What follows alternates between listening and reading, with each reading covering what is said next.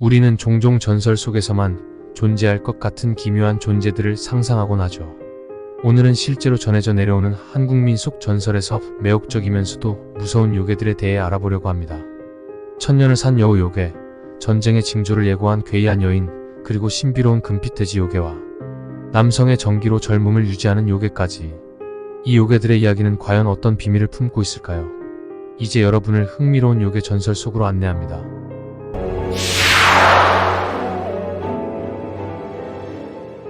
1. 매구. 매구는 대한민국 민간 전승에서 전해지는 여우 요괴입니다. 오래된 여우가 요력이 강해져 매구가 된다고 전해지며 여우가 천년을 살면 매구가 된다는 전설이 있습니다. 이 이야기는 오랫동안 구전되어 내려왔으며 과거에는 백여우, 흑여우, 불려우, 매구 등 다양한 이름으로 여우 요괴를 불렸으나 최근에는 인터넷과 미디어를 통해 구미호라는 명칭으로 다시 주목받으면서 한국 전설 속 독특한 여우 요괴로 자리 잡았습니다. 구미호라는 명칭은 TV 프로그램 전설의 고향을 통해 널리 알려졌지만 과거에는 매구라는 이름과 경상북도 안동 지역에서는 미구라는 이름으로 많이 불렸습니다. 두산백과에 따르면 꼬리가 몇 개이든 요술을 부리는 여우는 모두 구미호로 간주되며 매구와 구미호를 명확히 구분하지 않는다고 설명합니다.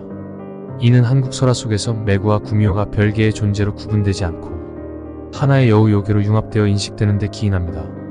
매구와 구미호의 차이는 종종 설화 속에서 얽히며 등장합니다. 특히 매구가 등장하는 이야기는 여우구슬 설화나 용과의 대결에서 자주 나타납니다. 전설 중 하나는 매구가 황룡과 싸움을 벌이다 죽는 이야기입니다. 이 이야기는 매구가 황룡에게 패배하여 죽게 되지만 황룡과 대적할 만큼 강력한 존재였다는 점을 사람들에게 각인시켰으며 매구가 구미호 이상으로 강력한 요괴임을 보여주게 됩니다. 흥미로운 점은 이 이야기가 여우구슬과 관련된 흥미로운 부분을 포함하고 있다는 것인데 황룡이 매구와 싸우는 도중 잃어버린 여의 보주를 마을 사람들의 도움으로 되찾는 부분은 구미호의 여우구슬의 전설과 연결되어 매구와 구미호 전설이 서로 영향을 주고받았음을 예상케 합니다. 또 다른 이야기 중 거타지 설화에서는 여우가 용왕족을 위협하는 모습으로 등장합니다. 신라시대에 전해 내려오는 이 설화에서 여우는 중으로 변신해 진언을 외워 서해 용왕 일족들을 물에 둥둥 뜨게 해 여유롭게 간을 빼먹는 모습으로 등장하는데 커타지는 서해 용왕의 부탁을 받고 여우를 화살로 처치하고 그 보답으로 용왕의 딸과 혼인을 하게 됩니다. 이 이야기에서 매구는 용족 이상의 강력한 요괴로 묘사되며 여우구슬 설화에서는 매구가 신성과 마성을 동시에 가진 존재로 묘사됩니다. 이 여우구슬 설화는 퇴계이왕, 토정 이지함과 같은 인물들의 전설로 전해지는 신이담으로 한국만의 독특한 설화입니다. 이 설화는 구미호보다는 단순한 여우, 즉 매구의 설화에서 많이 나타납니다. 사전에 실린 해석에 따르면 여우구슬 설화의 여우는 신성과 마성의 양면성을 동시에 가진다라고 설명됩니다. 매구는 요물이지만 그 입속에 보주는 신성한 물건이므로 여우는 신성과 마성을 동시에 지닌 복잡한 상징성을 가지고 있는 셈입니다. 또한 용의 여의 보주가 여우구슬의 유래가 되었다는 설도 있어 용과 싸운 여우의 이야기는 매우 흥미롭습니다. 물론 이 설화가 여우구슬의 기원이 된다는 의미는 아니지만 여우구슬은 매구의 복잡 미묘한 상징성 중 단순히 요괴만이 아닌 신성한 상징성을 품고 있는 존재이기도 하다는 사실을 시사합니다. 그리고 어떤 설화에서는 매구가 단순히 생물학적인 여우 이외의 다른 의미를 지니는 듯합니다. 바로 여우누 이야기가 그 예입니다.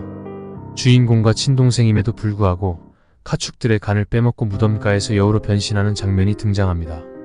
비록 비슷한 내용의 설화들이 매구보다는 여동생이라고만 칭하지만 여전히 대표적인 매구의 유형으로 알려져 있습니다. 그래서 그 배드엔딩 버전에서는 착중에 매구라는 단어가 등장하지 않음에도 불구하고 향토문화 전자대전에서는 제목을 아예 매구로 명명하였습니다. 또한 남동생 버전도 있는데 이 이야기에서는 구미호와 인간 사이의 혼혈로서 죽은 후 구미호의 모습을 드러냅니다. 여우누이와는 달리 아직 죄를 짓지 않았음에도 불구하고 죽임을 당하는데 겸암 선생에 의하면 구미호의 새끼를 그대로 뒀으면 집안이 멸족되었을 것이라고 합니다. 매구는 단순히 오래 산 여우만을 의미하지 않습니다. 어떤 설화에서는 매구가 된 여인이 밤에 나가 시체의 피를 빨아먹고 여우 꼬리를 드러내는 장면이 등장합니다. 남편이 여인의 코에서 나온 혼쥐를 죽이자 여인의 증상이 사라졌다는 이야기도 있습니다. 혼쥐는 사람이 잠잘 때 코에서 나와 돌아다니다가 다시 콧구멍으로 들어가는 영혼의 일종으로 여겨집니다. 이 설화는 매구가 다양한 형태로도 변할 수 있음을 보여주며 다른 이야기에서는 흡혈귀적인 특성도 보여줍니다. 이화 전에서는 오래된 은행나무 속에 사는 여우가 원님들을 연쇄 살해하며 피를 빨아먹는 장면이 묘사됩니다. 매구는 흡혈귀이면서 나무에 깃든 나무 귀신의 성격도 함께 가지고 있습니다. 또한 매구는 무덤을 갈라 들어가는 능력도 지니고 있는데 이 능력은 여우구슬 설화에서도 나타나며 흡혈과 무덤을 드나드는 능력은 한국 공포 전설에서도 자주 활용되는 설정입니다. 매구는 죽음, 무덤, 그리고 생과 사를 넘나드는 신비로운 존재로서 한국 민속 속에서 다양한 형태로 나타납니다. 아주 오래전부터 여우가 가지는 땅을 파거나 무덤을 파고 동물이나 인간의 사체를 먹는 특성으로 생긴 두려움은 수많은 여우, 매구, 구미호 이야기들을 통해 두려움과 신비로움으로 변화되었으며 그로 인해 오늘날까지도 많은 사람들이 흥미로워하는 이야기들의 단골 소재가 되었을 것입니다.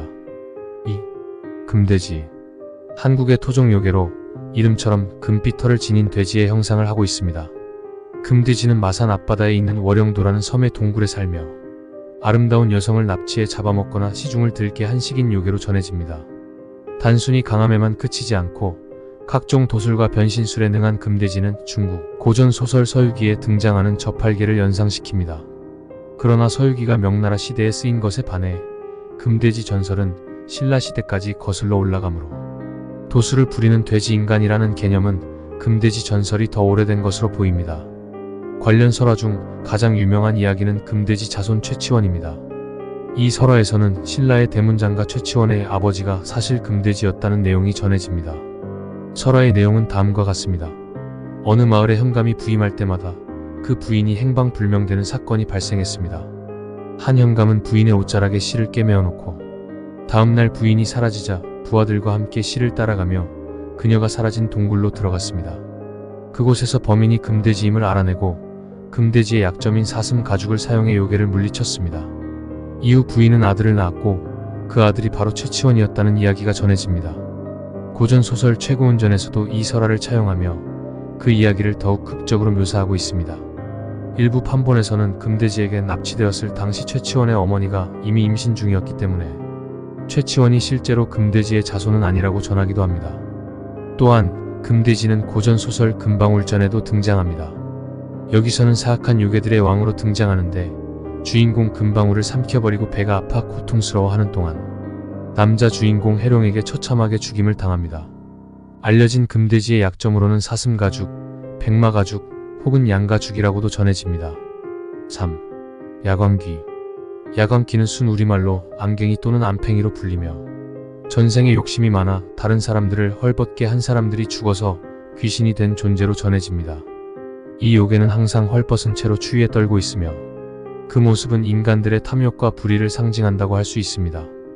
야광귀에 대한 전설에는 다양한 해석이 존재하는데 그 중 하나는 야광이라는 단어의 발음이 변형되면서 생긴 요괴라는 설입니다. 이 설에 따르면 야광귀는 지옥에서 인간 세상으로 도망쳤고 염라대왕에게 붙잡혀 어디서나 볼 수 있게끔 몸이 빛나게 되는 벌을 받았다고 합니다. 그래서 야광귀는 인간 세상에서 지옥을 안내하는 불빛 역할을 맡게 되었다고도 합니다. 야광귀와 관련되어 현재까지도 전해지는 이야기로 음력 정월 16일을 귀신날이라고 부르는데 이날에 야광귀를 비롯한 여러 귀신들이 인간 세상으로 내려온다고 믿었습니다. 사람들은 귀신을 쫓기 위해 집안에 겹불을 켜거나 볏짚을 태우는 등의 행동을 했으며 특히 신발을 밖에 두지 않도록 조심했습니다. 전설에 따르면 야광귀가 신발을 신어보고 발에 맞는 신발을 찾아 신고 가버리는데 이날 야광귀에게 신발을 빼앗기면 1년 동안 복이 사라지고 불운이 찾아온다고 믿었기 때문입니다. 하여 사람들은 예방용으로 야광귀에 호기심이 많고 숫자를 하나 둘까지만 셀 수 있다는 아둔하고 독특한 특징을 이용해 야광귀가 신발을 훔쳐가지 못하도록 말총으로 만든 채를 신발장 주위에 걸어두었습니다. 호기심이 많은 야광귀는 채를 발견하면 시간 가는 줄 모르고 채에 있는 구멍을 쐬다가 혼란에 빠지고 결국 새벽이 되어 닭 울음소리를 들으면 그대로 사라지게 된다고 합니다. 4. 거치녀. 이 요괴는 기형과 연려실 기술에 기록된 괴이한 존재로 그 기괴한 모습과 전란을 예고하는 징조로 유명합니다. 톱이 같은 이빨을 가진 여자라는 의미에서 거치녀라 불리며 나타난 지역에 따라 갑산괴로도 불렸습니다. 거치녀는 조선 선조 16년, 즉 1583년에 등장한 요괴로 알려져 있습니다.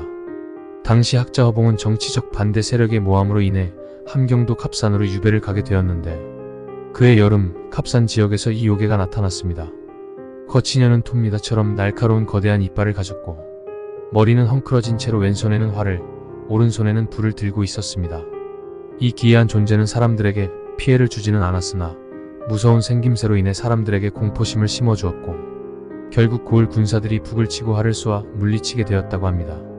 거치녀의 출현이 단순한 요괴 이야기로 끝나지 않는 이유는 바로 전란의 징후로 해석되었기 때문입니다.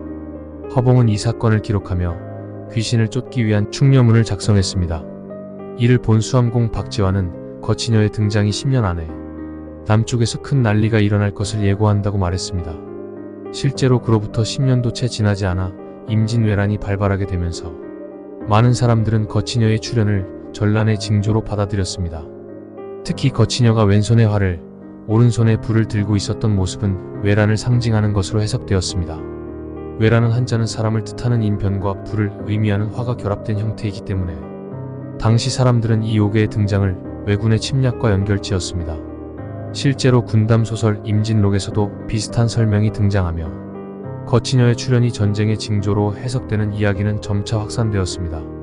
거치녀 이야기는 단순한 요괴 이야기를 넘어서 임진왜란이라는 전란을 겪으며 당시 조선인들에게 공포심을 안겨주었으며 그로 인해 거치녀는 요괴이자 미스터리한 전란의 징조로서 사람들의 기억 속에 오랫동안 남게 되었습니다.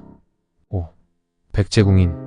백제궁인은 해동이적에 등장하는 요괴로 전설에 따르면 백제궁인은 백제가 멸망할 당시 낙화암에서 몸을 던진 삼천궁녀 중 하나로 알려져 있습니다.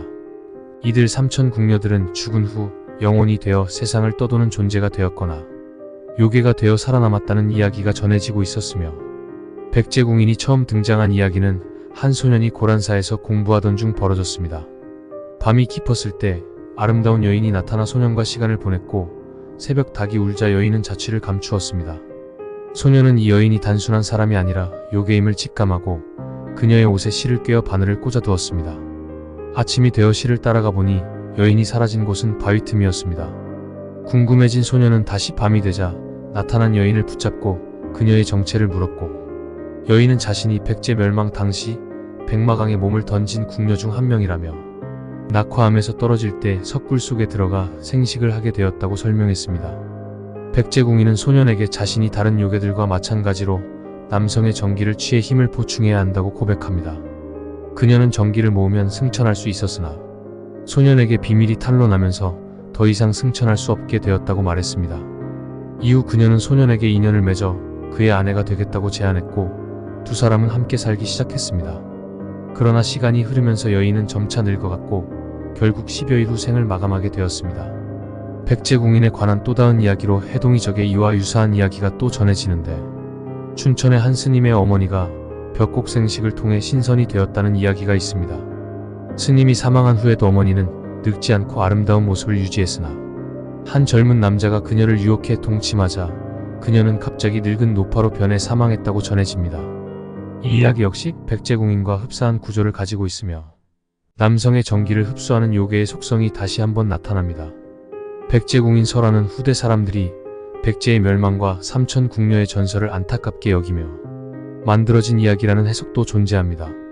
백제의 궁녀들이 지닌 슬픔과 한이 요괴로 변해 죽음을 넘어서까지 남성의 정기를 취하며 승천을 바라는 존재로 묘사되었다는 것입니다.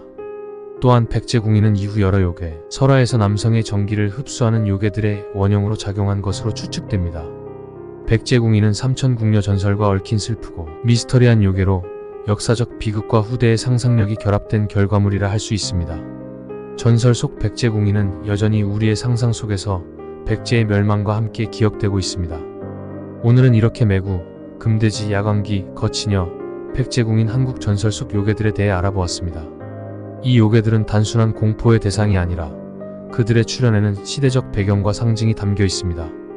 오늘날까지도 사람들의 상상 속에 살아남은 이 요괴들은 우리가 한국 전통 설화를 더욱 깊이 이해할 수 있게 도와줍니다.